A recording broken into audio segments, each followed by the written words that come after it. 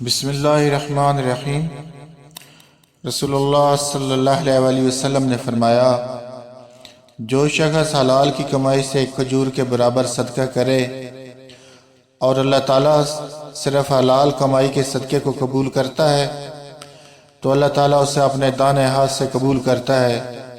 پھر صدقہ کرنے والے کے فائدے کے لیے اس میں زیادتی کرتا ہے، بالکل اسی طرح جیسے کوئی اپنے جانور کے بچے کو کھلا پلا کر بڑھاتا ہے تو ان کا اس کا صدقہ پہاڑ کے برابر ہو جاتا ہے۔ نبی کریم صلی اللہ علیہ وآلہ وسلم نے فرمایا،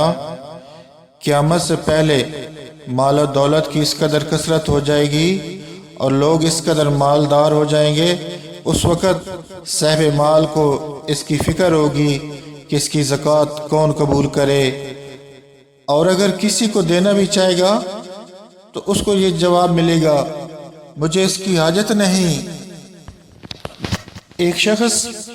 نبی کریم صلی اللہ علیہ وآلہ وسلم کی خدمت میں حاضر ہوا اور کہا، یا رسول اللہ، کس طرح کے صدقے میں سب سے زیادہ ثواب ہے؟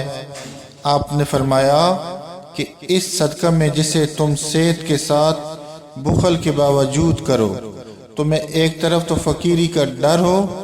اور دوسری طرف مالدار بننے کی تمنا اور امید ہو، اور اس صدقہ خیرات میں ڈھیل نہ ہونی چاہیے کہ جب جان حلق تک آ جائے